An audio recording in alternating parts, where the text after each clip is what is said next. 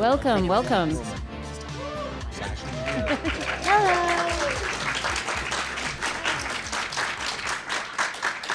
I'm sorry, you woke me up. All right, I think we are going to get started here. I think there's still a couple people trickling in, but we are technically 4 minutes over, so I want to get started so we have some time for some good Q&A and everything. Welcome, everybody, to the Voices of the Mushroom Kingdom. These are those voices.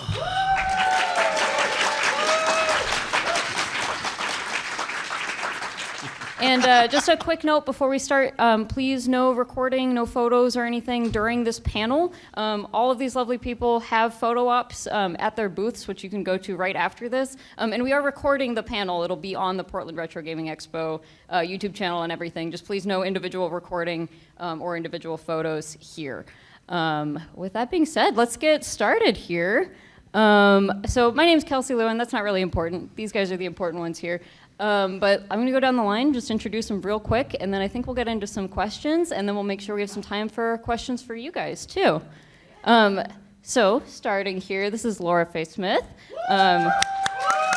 She is the voice of Rosalina, as well as in the show Grimm. Did I get that right? Yeah. Okay.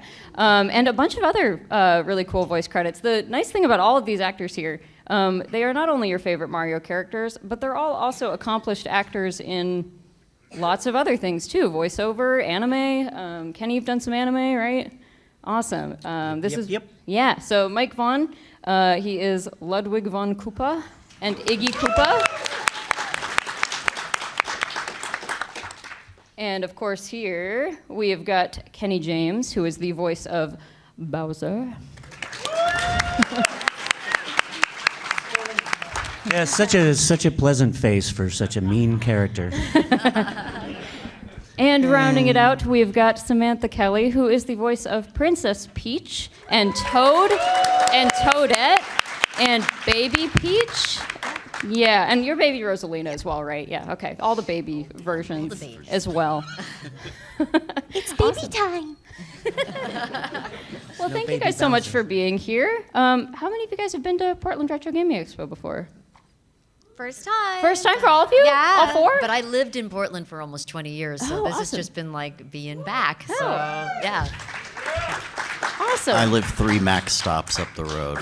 You just walk here. I just walked here. All right, so for the panel, when did you guys discover the voice acting profession? What drove you to it?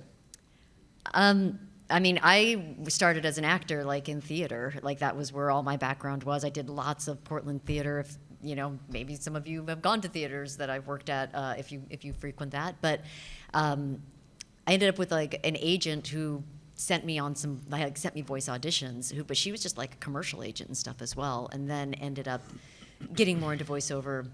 And certainly stuff like this, but a lot of times when you start out, it's not the glamorous stuff, you know, it's not like the fun games. I mean, I've talked about this a lot, but my first job was a Kroger training industrial. So like if you were working in the Kroger deli, this was like a training thing for that. And the thing I remember most from that session was, I think I had to say a line like, "That chicken looks really fresh," and they were like, "Could you make your voice sound less caressy? Like it sounds like you're trying to make the chicken sound sexy." It's a little too fresh. Yeah, chicken looks fresh, and you know that's how I started. It was not glamorous stuff. It was like, you know, a very just basic, got paid for something I've never seen or heard because I didn't work at Kroger. So there you go. Are we going in order? Yeah, just go down the line. Why not? Mine was accidental. I was making ads for Ford in Denver, and I line read a talent, which is a big no-no. And they said, "Oh, you got that Gen X voice down," because, yeah, I'm that old. And said, "Oh, I don't like my voice." And he goes, "You like it this much?" And showed me the contract. I said, "All right, let's make a demo." Moved to Portland. An agent signed me, booked nothing for a whole year. And then my first job was a suicide hotline. Foreshadowing. Then I kept getting random voiceover jobs, I think from the same agent we all ended up with. Moved to LA, and then I got a Nintendo audition after I'd moved to LA for Seattle. What was that? I don't know. We just found him. I don't know. It's such a bizarre story, but I'll try to keep it brief, even though these guys know I don't keep it brief very well. I did the same thing as Laura Faye. I was like, okay, theater, lots of that. Musical theater. Well, I did all kinds. And they I didn't did have you sing Peaches? That's British, no. I did British farces, I did dramas, I did comedies, I did musicals. But I started trying to delve into voice acting at about the same time. I didn't start acting until I was 40. So, you know, it's never too late, I guess, you know, sort of kind of a thing. And when I figured out that I wanted to do it, I took a class at University of Washington. I used to live just outside Seattle. Hey, Seattle represents. Yeah, well, I was in Kitsap, so. But I had a demo made, and it's a really important thing. My voice sounds terrible right now. It's a really important thing because when I got discovered, I was talking about doing some short clips for a guy in Canada, and I was joking with my work partner that I'm a professional voice actor now. You know, he's paying me $8 to do these things, you know. But the customer's house that we were at, she turned out to be a part-time producer at the Bad Animals in Seattle, which is where Nintendo was recording. And the second thing out of her face was, "Do you have a demo?" And I said, "Yeah." And I started getting auditions from Bad Animals, and when they recast Bowser, I got an audition and I guess nailed it. I mean, I got the material and assumed that they wanted what you call a voice match, because they didn't tell me not to. They didn't say just do your own thing. They sent me Scott Burns' lines from Super Mario Sunshine, and they actually sent his audio tracks, his raw audio tracks. And so I went, well, they want a voice match. So Mario, how dare you disrupt my family vacation? Apparently nailed it. So a couple of weeks later, I got an email that said you got the job, and I was all like, great, I'm gonna be rich. Yeah, I was mistaken. So that was pretty much the nature of that one. How many of you guys do voices or enjoy doing voices? Right. And how many of you guys are shy or introverts? So that's the thing, is like I got started because I'm a pretty shy person, and I think that when you do something off a script, it helps you feel in control. You know, if you're looking at a script, you know what's going to come next, and you know how to react. And so it was very comfortable for me to do acting. So that's why I started. And then voice acting is even better because no one looks at you. You just hide and you can do these things and be as expressive as you want. So I started in radio, and I was recording in Seattle some syndicated shows. And this guy came up to me and said, "Do you have an agent?" And I didn't. And then I just started doing different jobs around Seattle, represent. And yeah. And then, so I was doing a couple, just regular commercials and jobs like Laura was talking about, so corporate videos and things like that. And then they said, hey, there's a job to go to. And I had no idea it was for Nintendo. I didn't know what the games were. I wasn't sure about any of it. Went there and they said, can you do this? Yeah! And I said, yes. And then they said, can you do this? Yeah. And so I said, yes. And then that was that. And then after that, I found out, oh, this is for Nintendo's Mario games. Like, these are the things that, oh my gosh, what did I just do? So I was thought really, other people really... sounded like that? It was amazing. I'm so glad I didn't know about it when I went to the audition, or I probably would have fallen flat. So anyway, that's how it happens. And it's weird because people always go, well, how do I get started in voice acting? And we don't know. Like, it just all comes. I don't know. But all I can say is if you are shy and if you do voices, keep doing that and just see where it leads you. I mean, I hope what people take away after listening for people answering the same question is that there is no one path. And that doesn't mean that where you're at necessarily is wrong. That there's so many different ways. Every time you listen to people be interviewed, people, like Kenny's saying, I started when I was older, but that didn't mean he was any less successful, or I was shy, and that doesn't mean that you couldn't overcome that and still have a career in the performing arts. That's what I always find interesting when you hear people talk about it. Like, don't ever get down on yourself because you're like, I haven't done it yet, or I'm not like that, or I get nervous in front of people.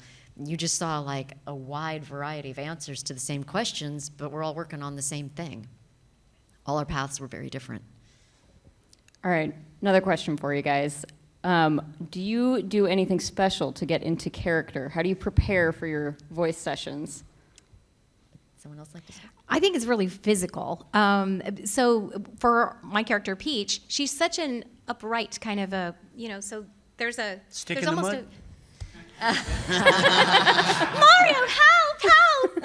So there's almost a physicality to her. So when I'm getting ready or recording for her, doing vocal warm-ups, but also there's a certain posture. And then Toad is different, Toad is just all over the place. And so there's a, wah! He's uptight, but he's controlled chaos, wah! And so that's almost putting the physical for me is how I get into those characters. And it's almost instant. Like when I know I'm going to go record, I think, oh, is this going to be okay? Do I know how to do this? And then when I get there and I do that, I go, yes, I do. And then it comes. I don't do anything. I mean, that's not completely true. Sometimes if I have a Crunchyroll session for anime, I yell at traffic. That seems to help loosen me up. Sometimes I sing a little, With Bowser, the only thing I really worry about is, can I get that part of the register to fire? Which so far I haven't had any problems, but there'd be times I could be in an Uber and I'm sitting in the back seat and I'm going really quietly going, just to get the chords flapping a little bit. Does your Uber so. rating go down? Because this guy was scary. I try to keep it as quiet as possible. Just this Kenny's under at the 1 breath. star. Yeah. So, because it's a weird thing to do with your voice to be able to go, oh, this is my normal speaking voice, and then go.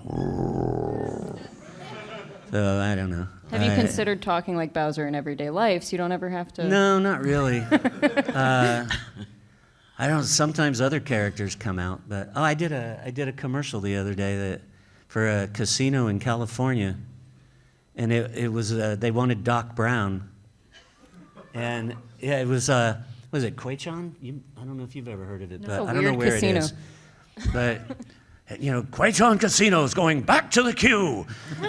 You can win part of $186,000 in cash or a classic DeLorean. And I was all like, "How was that?" They're like, "Oh, we'll use that." But then they wanted his claimer, and we had to work on that. So they were like, 15 seconds. I go, "You got 20 seconds worth of material here, buddy." All right, we'll fix it. Anyway, I think I answered the question. I have no idea. You did. I warm up with scotch and a cigar. No, every project's different, and so I just take every project one at a time and see what happens. I would say most of the work actually comes in the audition. You make all your choices there and do that, and they basically pick you because you're auditioning, and so you've already done the work, so you go in and do it. But the vocal tricks and all that, I don't warm up. I just go in and do it. Yeah, I don't really either.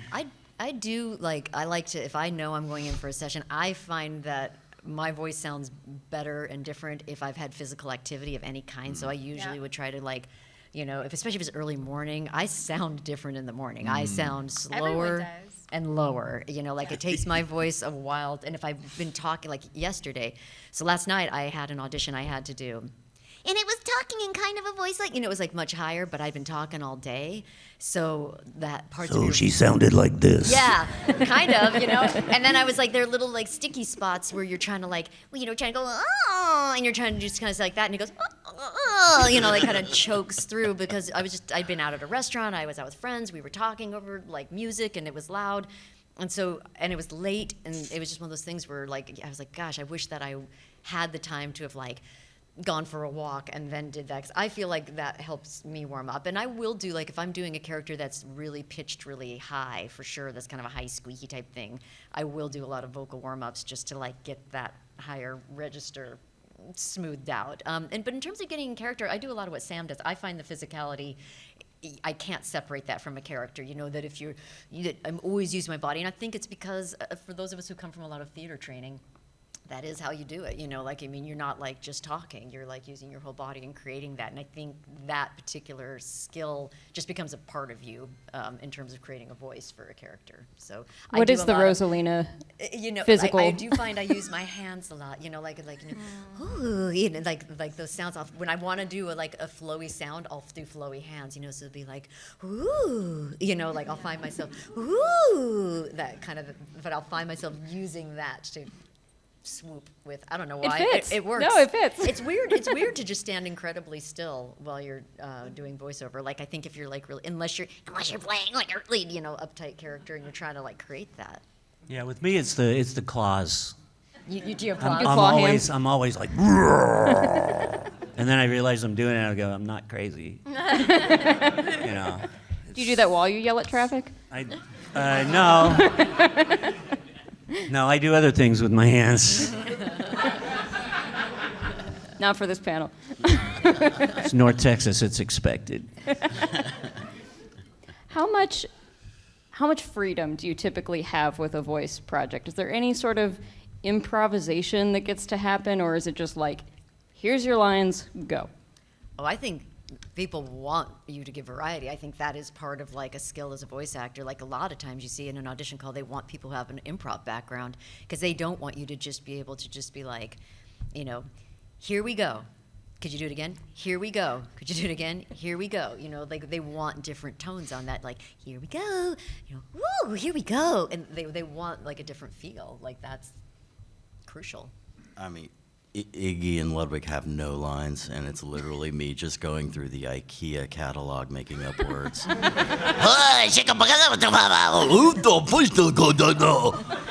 Kentucky. You're just.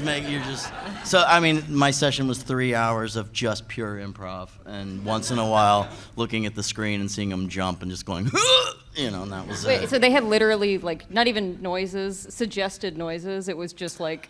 It was like, okay, small jump, medium jump, high jump, and it's the same stuff I get for video games with soldiers and zombies. So you go in, so it's complete.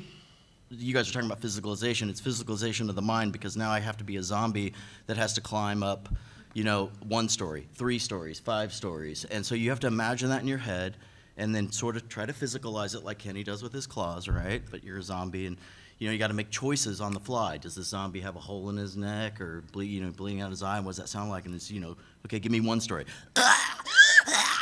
Give me 3 stories. And by the end of that 2-hour session, you're like, hey, honey, I'm home. That's how it goes. Take a water now. Yeah, my biggest challenge is doing anime. I describe anime as the Forrest Gump box of chocolates of voice acting, because you never know what you're going to get. And there is no, almost zero, it's not an audition. They just send me an email going, are you available on this date at this time to work on this show with this director? And I go, sure. Never heard of the show. And then I go in, and they go, did you watch the show? And I go, no. So I guess that's sort of my fault, except that they don't usually tell me what character. So even if I did watch the show, I wouldn't know who I'm going to be playing, because I would have to watch the sub and be watching it in Japanese. So it's very challenging to go in there, and the way it works, it's ADR, so you watch the cue in Japanese, and then they immediately go back, and you have to do it in English. So what I try to do, and it depends on what the director wants, but what I try to do is try to have the same energy that the Japanese actor had, and try to get some of the same vocal tone so that it sounds similar. And then the rest of it's just reading the English so that the beginning and end flaps pretty much work. The internal's not so important, but it's a lot of fun. I wouldn't give it up. There's no way. I moved to Texas for this. Okay, I gave up the Pacific Northwest to live in North Texas. I did the opposite. I recommend the opposite. I moved from North Texas to... Oh, trust me. Yesterday after the show, we're walking to the hotel, and it's like mostly cloudy. I mean, it's gray, and I was like,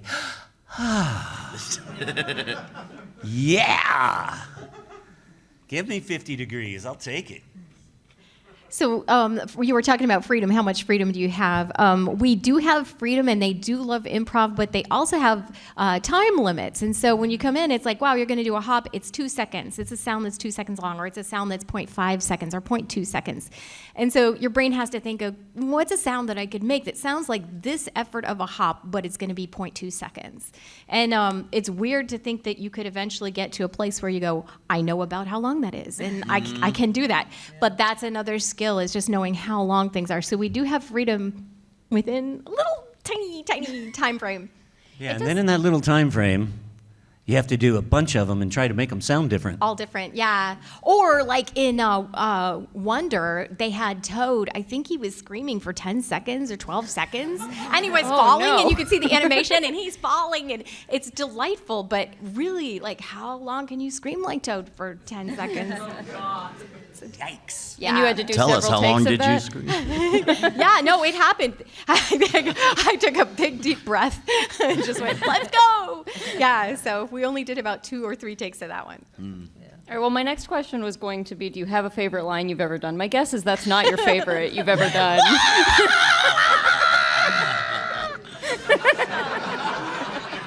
Yeah, I like that one.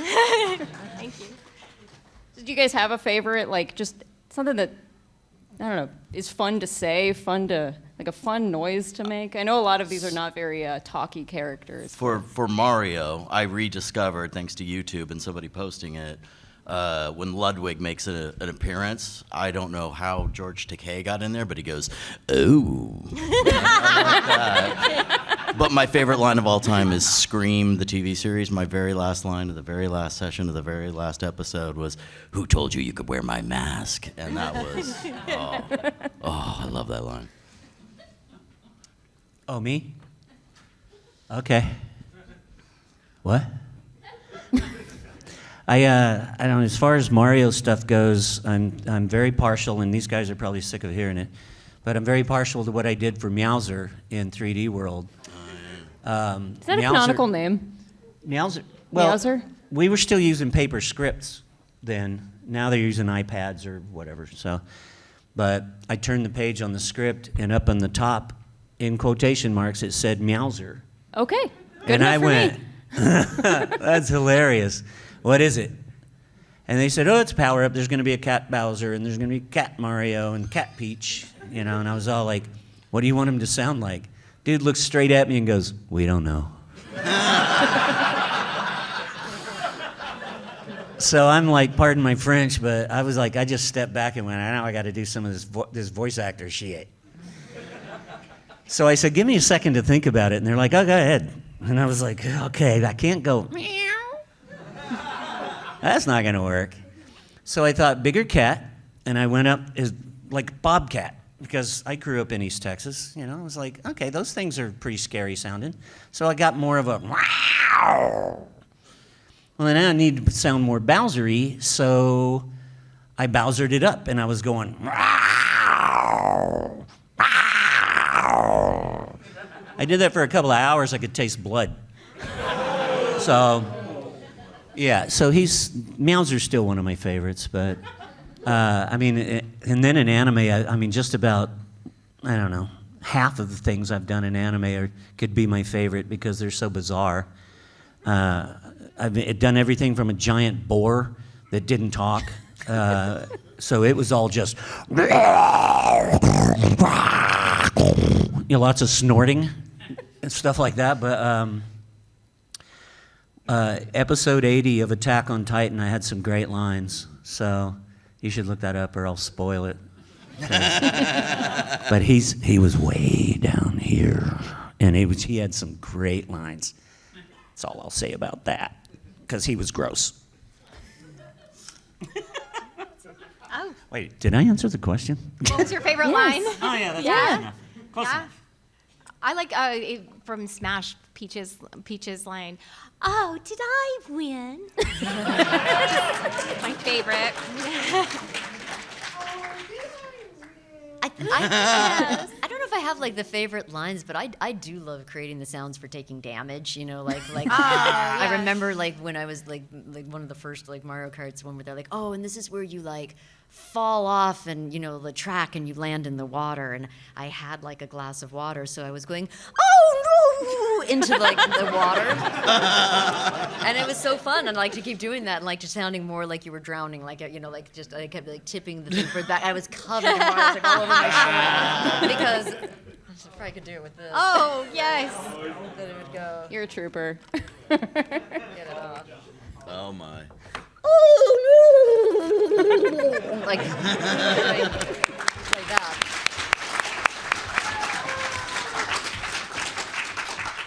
Excellent. All right, I have one more question for you guys, and then we'll open it up to audience questions. But I wanted to be the first person to ask something that's really hard to do, a panel like this. So this question is for Samantha and Kenny. In the Super Famicom version of Mario Kart, if you win as Peach or Bowser, they drink champagne at the end. Why do you think they stopped drinking? He doesn't know. I had to stop drinking. I quit drinking once. Once. Yeah. I don't No know. idea. No idea. Okay. No idea. Do you think they still drink, or do you think they've gone sober? Oh, not Bowser. No. I know Nintendo doesn't want That's, them drinking it's anymore. probably why he's so angry all the time. All right, let's open it up to audience Q&A, but first of all, can we give these guys a round of applause for being so awesome?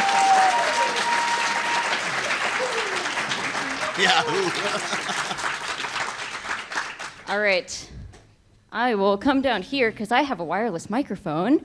We'll start here. Oh, how fancy. Hello. Hi, hello. Oh yeah. First off, I'd love to say thank you all so much for what you do, and just like for being these beloved characters and stuff. I know that I said bits of this to Samantha and Laura yesterday when I was in cosplay as Rosalina. But yeah. So my question is, in the Mario games, you don't really get to do a lot of, you don't get to do a lot of longer lines. It's just kind of short stuff that you have to do. Have you ever wanted it, or have you ever wanted it where you could just ask Nintendo, being like, "Hey, can I get just at least one full speaking role for my character?" Honestly, I would love to hear Rosalina saying full sentences, because that would be beautiful. I know that Peach and Bowser have done it before, but obviously not as your guys' characters. But anyways.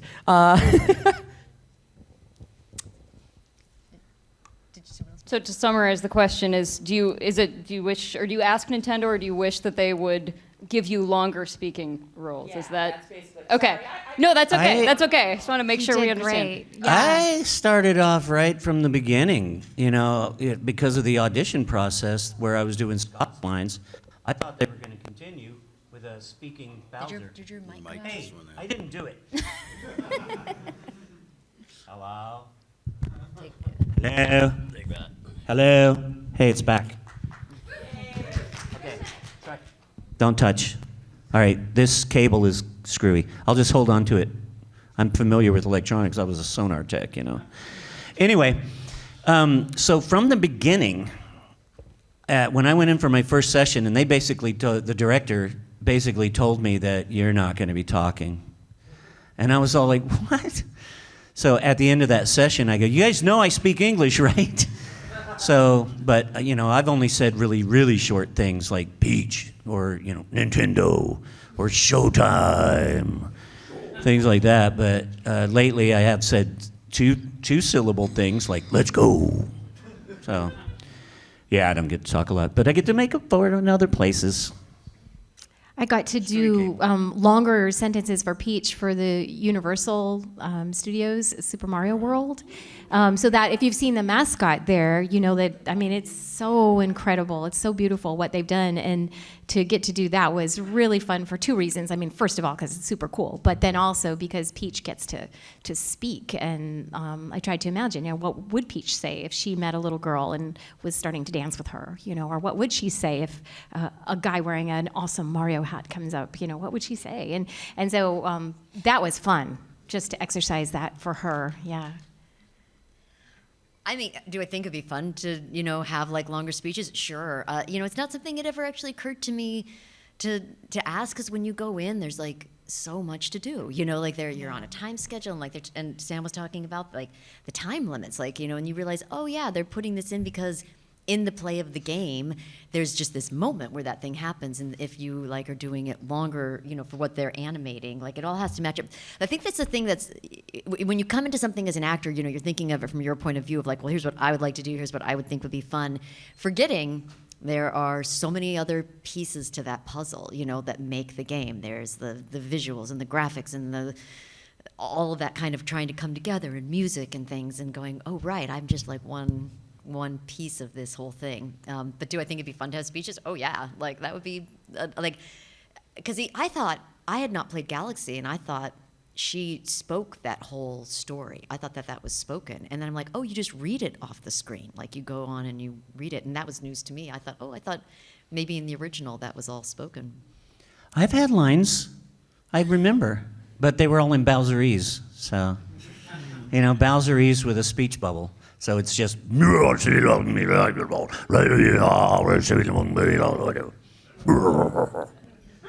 you translate, please? And you get a one-sentence speech bubble, you know, after all that. So. Keep in mind too that they don't want a lot more data in the game. So you know, they got to keep this game slim and trim with the data. So they're not going to add a lot of audio, you know, high-end WAV files of our voices. But like games like Genshin Impact, you know, like there's lots of talking in that. You sometimes have like paragraphs of stuff that you're saying, and that is really fun, you know. So it's good that there's such a variety of games out there, depending on how many you're working on. Some of that's getting fulfilled in those, and others you're just doing short bites. All right, next question. All right, what's your question? What's your favorite Nintendo console? The Wii. Yay! I really like the color TV game 15, which was Nintendo's first console. This is a smart one. What an original gangster.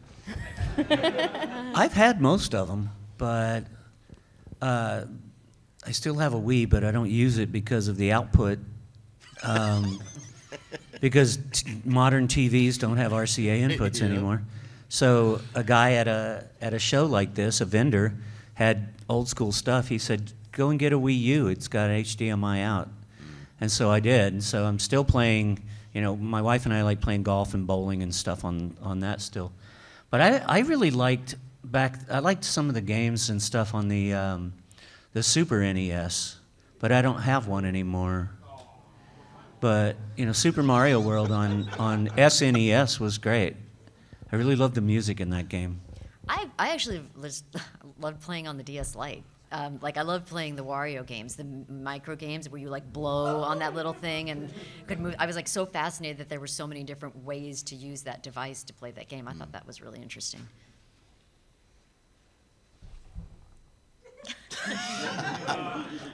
I like the Wii too. There wasn't a Wii 2, it was a Wii U. Thank you.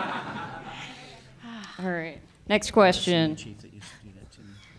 First of all, thank you guys for coming out here to talk to us. It's really nice for you guys to do that. You know, the new Zelda game came out, and kind of like back from Ocarina of Time, a lot of times it's speech bubbles and just like, ugh, or whatever. You hear like little sounds. Where do you think is the future of voice acting with Nintendo with you guys? Do you think it's still going to just continue to be like making sounds relating to the bubbles in the speech, or do you think eventually it'll evolve in some way?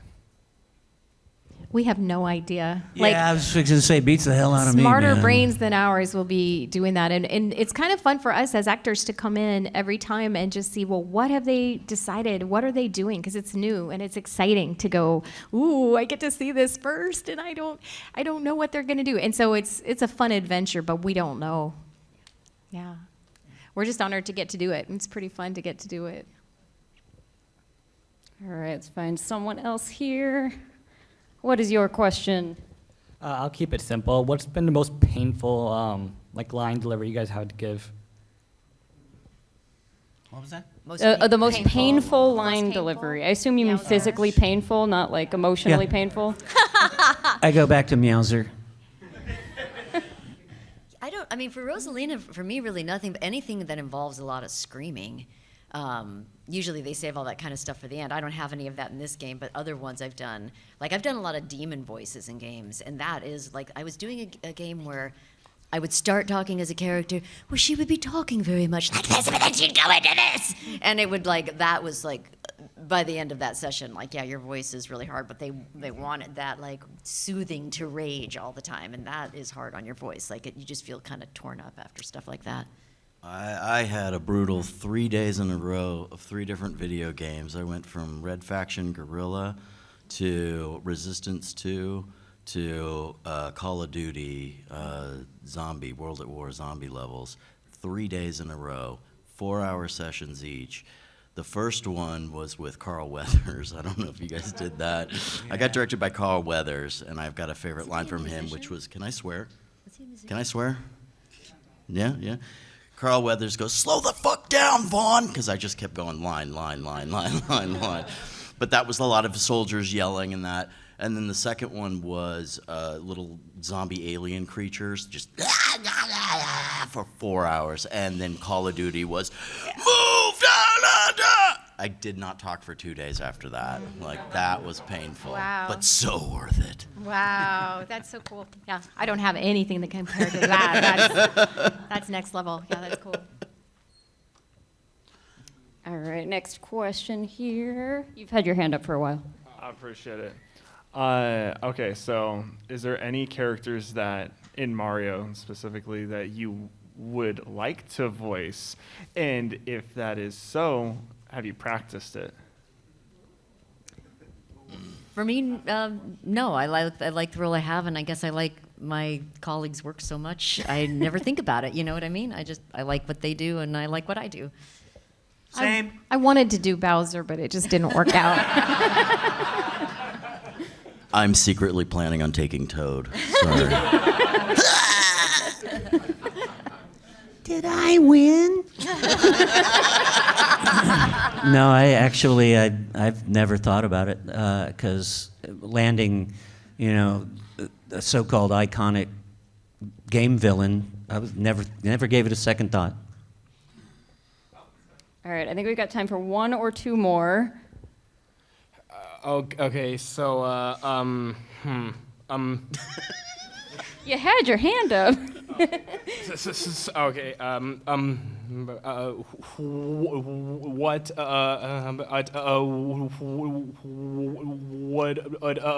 you say is oh God, sorry. You want me to come back to you? Do you want to? And you can always come to our tables and ask us too if you want to do I got that. you. You ready? Yeah. What? Do it with music. Do it with music. Right. Yep, you can do it.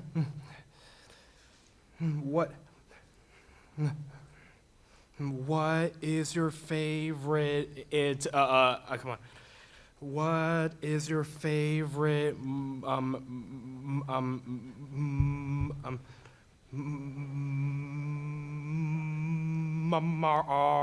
game? Nice. Yeah. What's your favorite Mario game, guys? Yeah. So cool. I love that, how he's using music to make that flow like that. That's a great strategy. So I'd never heard amazing. Yeah, we've met this cat before. We so. like him. Yeah, you're really brave. That's really cool. My favorite, I love Mario Kart. I do. I like all things Kart, but I still really love the first Galaxy. For two reasons. One, for the mechanics of it, it was pretty cool at the time. And the other thing was pretty much every level had Bowser in it, so hey. I love the one where I got my start, New Super Mario, the very first one.